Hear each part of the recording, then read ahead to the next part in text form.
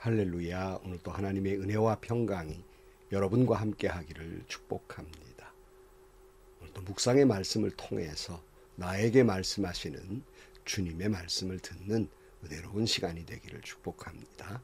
오늘 또 우리는 마가복음의 묵상을 통해서 예루살렘 십자가를 향해 걸어가는 주님을 따라가 봅니다. 오늘 아침 하나님께서 우리에게 허락해 주신 말씀은 마가복음 11장 11절에서 19절 말씀입니다. 예수께서 예루살렘에 이르러 성전에 들어가셨다. 그는 거기서 모든 것을 둘러보신 뒤에 날이 이미 저물었으므로 12 제자와 함께 베다니로 나가셨다. 이튿날 그들이 베다니를 떠나갈 때에 예수께서는 시장하셨다. 멀리서 잎이 무성한 무화과 나무를 보시고 혹시 그 나무에 열매가 있을까 하여 가까이 가서 보셨는데 잎사귀 밖에는 아무것도 없었다. 무화과의 철이 아니었기 때문이다. 예수께서 그 나무에게 말씀하셨다. 이제부터 영원히 내게서 열매를 따먹을 사람이 없을 것이다. 제자들이 예수께서 말씀하시는 것을 들었다. 그리고 그들은 예루살렘에 들어갔다. 예수께서 성전에 들어가셔서 성전 뜰에서 팔고 사고 하는 사람들을 내쫓으시면서 돈을 바꾸어 주는 사람들의 상과 비둘기를 파는 사람들의 의자를 둘러엎으시고 성전 뜰을 가로질러 물건을 나르는 것을 금하셨다.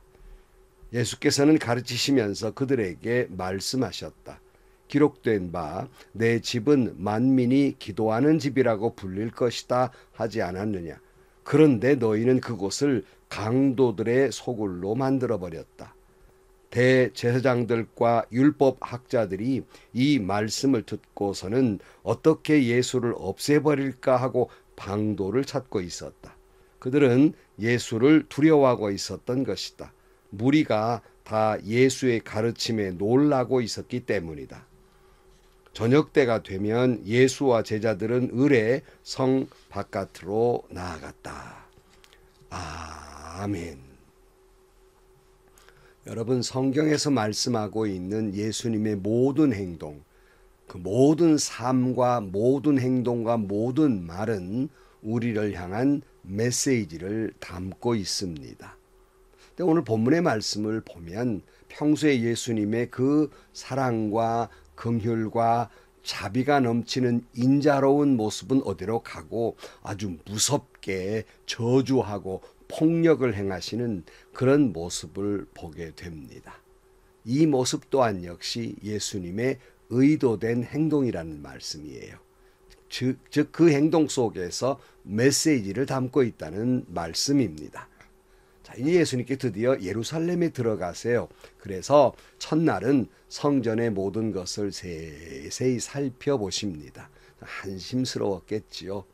그리고는 물러가신 다음에 이튿날 베다니로 가셨다가 이제 다시 나오시는데요. 12절 이튿날 그들이 베다니를 떠날 때 예수께서는 시장하셨다. 멀리서 잎이 무성한 무화과 나무를 보시고 혹시 그 나무에 열매가 있을까 하여 가까이 가서 보셨는데 잎사귀 밖에는 아무것도 없었다. 무화과의 철이 아니었기 때문이다. 예수께서 그 나무에게 말씀하셨다. 이제부터 영원히 내게서 열매를 따 먹을 사람이 없을 것이다. 제자들이 예수께서 말씀하시는 것을 들었다. 시장하시니까 잎이 무성한 무화과 나무를 보시면서 혹시 열매라도 달려있나 가까이 가 보았는데 역시나 열매가 없었어요. 열매가 없는 건 당연한 일이었습니다. 왜냐하면 무화과 나무 열매가 있는 철이 아니었기 때문입니다. 그런데도 예수님께서 이 나무를 통해 열매를 얻을 수 없을 것이라고 아주 저주를 하시는 것입니다. 이게 참 이상하잖아요.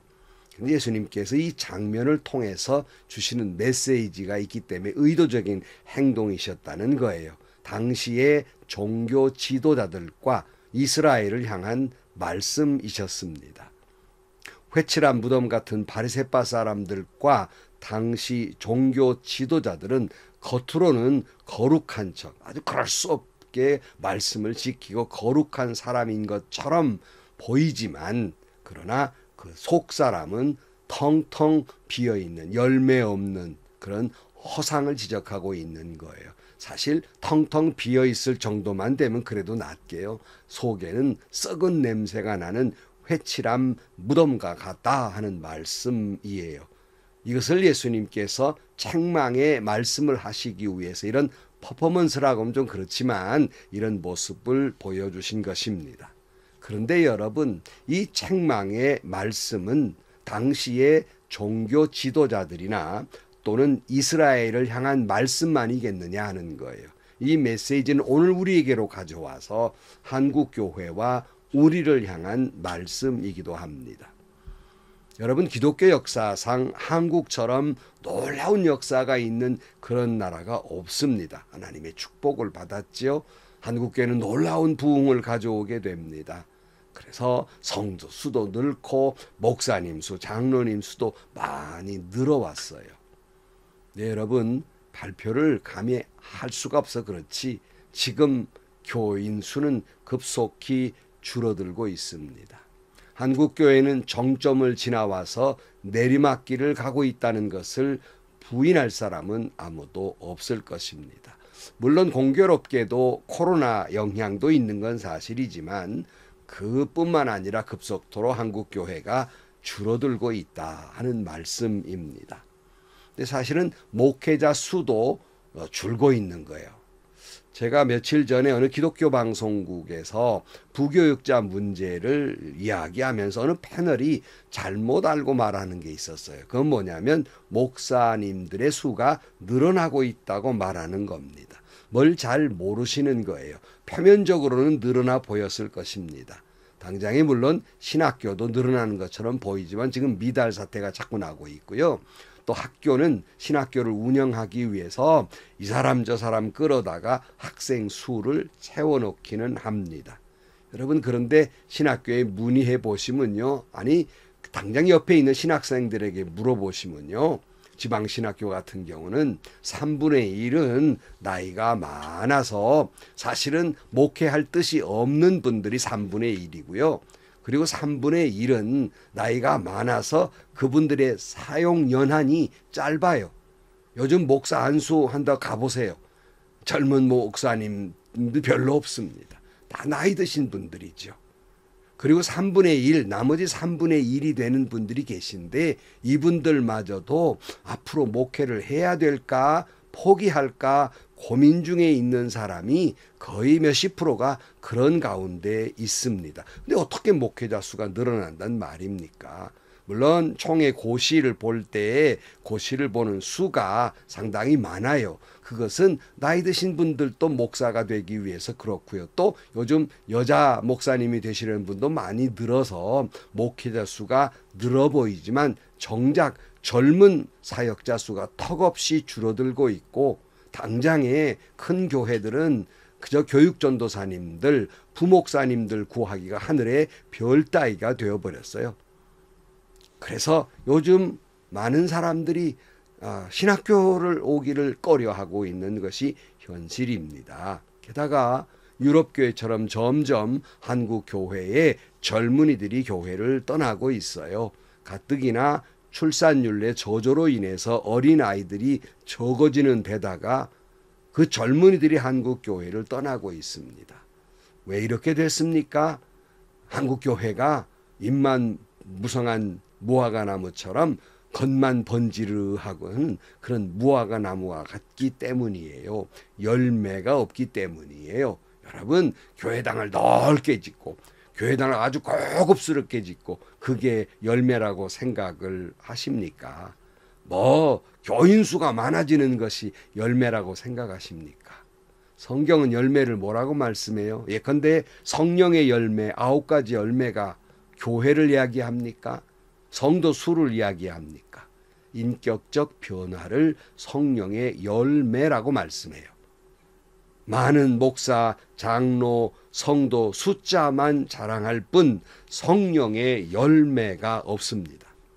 입만 무성한 무화과처럼 믿는다는 말만 무성할 뿐 인격적 변화가 없습니다. 예수님 닮은 모습을 찾아보기가 어렵다는 말씀이에요. 이런 교회의 모습, 이런 목사님들, 장로님들, 성도들, 어른들의 그 모습을 보면서 30대나 젊은이들이 너무나도 실망해서 한국교회를 떠나고 있다는 부인할 수 없는 사실이에요. 여러분, 이렇게 열매 없는 나무는 어떻게 한다 그랬습니까? 마태복음 7장 19절 말씀에 찍어서 불에다 던져버린다고 말씀하고 있고, 그 도끼는 이미 나무 뿌리에 놓여 있다고 말씀하고 있습니다. 어쩌다 한국교회가 이렇게 됐습니까? 요한복음 15장 5절 말씀에 나는 포도나무여 너는 가지다. 사람이 내 안에 머물러 있고 내가 그 안에 머물러 있으면 그는 많은 열매를 맺는다. 너희는 나를 떠나서는 아무것도 할 수 없다.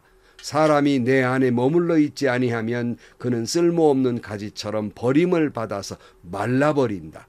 사람들이 그것들을 모아다가 불에 던져서 태워버린다. 왜 이렇게 됐다고요? 한국교회가 예수 안에 머물러 있지 않기 때문이에요. 교회 안에 주님이 계시지 않습니다. 말씀이 살아있질 않아요. 세상이 들어와 있어요. 세상의 정치와 철학과 수단과 방법이 교회에 들어와 있어요. 주님은 보이지 않아요. 그러다 보니까 성도들 속에도 예수가 보이지 않습니다. 그렇지 않다고요? 정말 그 안에 주님이 계시다면 어떻게 열매가 없습니까? 어떻게 성령의 열매가 없다는 말입니까? 어떻게 인격적 변화가 그렇게 이루지 못하는 그런 모습이겠습니까?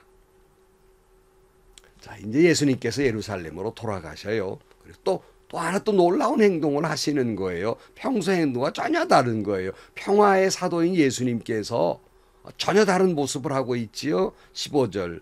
그리고 그들은 예루살렘에 들어갔다. 예수께서 성전에 들어가셔서 성전뜰에서 팔고 사고 하는 사람들을 내쫓으시면서 돈을 바꾸어 주는 사람들의 상과 비둘기를 파는 사람들의 의자를 둘러부시고 성전뜰을 가로질러 물건 나르는 것을 금하셨다. 예수께서는 가르치시면서 그들에게 말씀하셨다. 기록된 바 내 집은 만민이 기도하는 집이라고 불릴 것이다 하지 않았느냐. 그런데 너희는 그곳을 강도들의 소굴로 만들어버렸다 그랬어요. 성전 안에서 장사하는 사람들이 있었어요. 돈 바꾸어 주는 사람들, 환전하는 사람들이에요. 또 비둘기 파는 사람들, 성전에 바칠 재물을 파는 사람들이 있었습니다.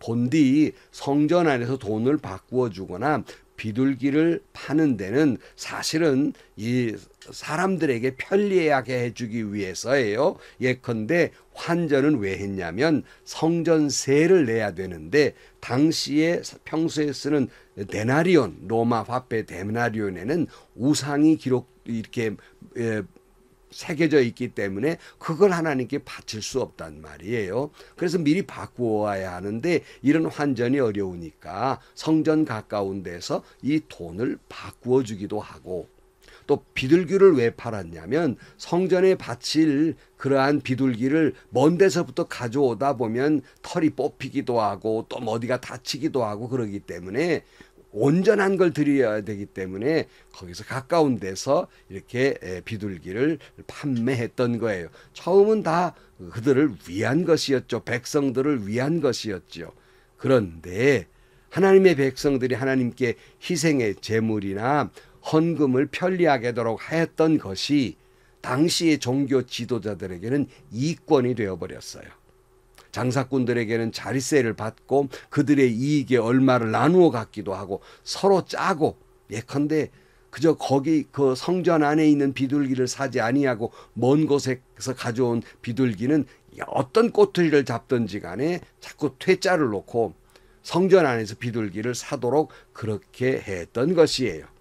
그러니까 이전투가 있는 거지요. 그래서 주님 말씀하시는 거예요. 성전은 만인이 기도하는 집인데 너희들이 강도들의 소굴로 만들어버렸다는 거예요. 그래서 장사하는 사람들이 상을 뒤집어엎고 채찍으로 뒤집어엎다고 복음에도 그렇게 말씀하고 있잖아요. 완전히 폭력을 행하신 것입니다. 이렇게 아주 굉장히 화를 내셨죠.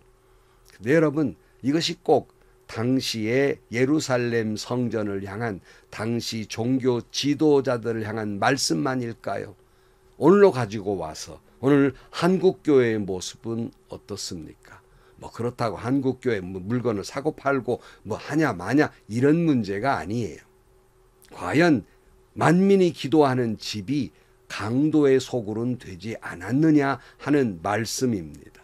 왜요? 당시 종교 지도자들이 기도보다는 자기들의 그 이익과 기득권을 유지하려고 온갖 노력을 하고 아귀다툼하고 싸우는 것처럼 오늘날 요즘 유행하는 카르텔이란 말처럼 카르텔을 형성하고 끼리끼리 편먹고 기도할 생각보다는 자기들의 권위가 지금 지켜지고 있는가, 권익이 지금 살아있는가, 자기들의 자존심이 침해당하는 일은 없는가, 뭐 이런 것에 온갖 정신이 팔려 있지 않습니까? 또한 큰 교회들은 여러 가지 선한 사업을 위해서 무슨 뭐 학교도 하고 병원도 하고 또 무슨 뭐 복지시설도 하고 무슨 뭐 또 마을 금고도 하고 여러 가지 일을 해요. 참 좋은 일입니다. 그런데요, 그런 선한 사업을 하는 교회마다 편안한 교회가 별로 없습니다. 왜 그러겠습니까? 서로 이권 싸움을 하고 있기 때문이에요. 누가 한 자리 차지하느냐예요. 그 자리에 내 자식을 넣어야 되는데 어떻게 한 자리 못 얻을까? 여기에 야단이 났어요. 누가 거기에 이사장을 맡을 것인가? 여기에 혈안이 되어 있습니다. 눈에 쌍불을 켜고 싸워요. 목사는 목사대로, 장로는 장로대로 헤게모니 싸움을 해요. 결국 강도의 소굴이 아니고 무엇이겠습니까? 주님이 들으신 채찍이, 주님이 들으신 심판의 도끼가 지금 한국교회를 향하고 있음을 부인할 수 없습니다. 이렇게 말하면 아마 여러분들 저를 괘씸하게 여겨서 다음과 같이 생각하실 거예요. 18절 말씀. 대제사장들과 율법학자들이 이 말씀을 듣고서는 어떻게 예수를 없애버릴까 하고 방도를 찾고 있었다. 그들은 예수를 두려워가 있었던 것이다. 무리가 다 예수의 가르침에 놀라고 있었기 때문이다. 아니, 이 정도 되면 당시 종교 지도자들이 회개할 일 아닙니까? 그러나 이들은 회개는 생각도 안 난 것이고 어떻게 하면 저 예수를 죽일까 이 궁리만 하고 있는 거예요. 지금 한국교회가 이런 이야기가 있으면 제3의 종교개혁이 일어나야 할 형편이라고 이런 말을 들으면 회개할 생각을 해야 되는데 회개할 생각을 안 하고 누가 저 입 좀 막아버릴까 이런 생각뿐이라는 말씀입니다. 참 마음 아픈 일이에요. 오늘 본문은 예수님의 이 괴이한 행동은 메시지가 있다고 말씀드렸는데 그 메시지 중에 오늘 여러분들에게 두 가지 질문을 던지는 겁니다. 첫째, 네 안에 열매는 있느냐 하는 것과 두 번째, 네가 다니는 교회는 과연 강도의 소굴이 되어 있지는 않았느냐 하는 질문이에요. 이 질문에 오늘 아침 그리고 여러분 그리고 한국교회가 답을 해야 할 것입니다. 기도하겠습니다. 하나님 아버지, 내 안에 주님이 주신 성령의 열매가 있기를 소원하나 그러나 아무리 뒤져보아도 입만 무성했던 무화과나무처럼 주님께 드려야 할 열매가 부족함을 다시 한번 느낍니다. 한국교회가 만민이 기도하는 집이 아니라 서로 간에 이전 투구가 있고 자존심 싸움과 권위 싸움과 권익 싸움을 하고 있는 강도의 소굴이 되었습니다. 주님, 우리를 불쌍히 여기사 용서해 주시고 진정 한국교회가 만민이 기도하는 집이 되게 하여 주옵시고 한국교회가 성령의 열매로 예수 안에 있으므로 성령의 열매로 가득 차게 하여 주옵소서. 예수님의 이름으로 기도하옵나이다. 아멘. 사랑하는 성도 여러분, 내가 주 안에 있고 주님이 내 안에 있으면 분명코 많은 열매를 맺을 것입니다. 그 열매는 교인 수를 이야기하는 게 아니에요. 그 열매는 무슨 교회 건물을 몇 개를 진 그게 열매, 그걸 이야기하고 있는 거 아닙니다. 그 열매는 내 속에 변화가 있느냐는 거예요. 예수님 닮았냐는 거예요. 사실은 구원이라고 하는 건 우리가 예수 믿고 천국 가는 건데요. 거기에는 더 큰 뜻이 있습니다. 우리가 하나님의 형상을 회복하는 거예요. 이것이 구원입니다. 여러분 안에 이런 놀라운 역사가 있기를, 한국 교회 안에 이런 놀라운 역사가 있기를 축복합니다. 행복하시고요. 좋은 일이 가득한 하루가 되시기를 주님의 이름으로 간절히 축원합니다.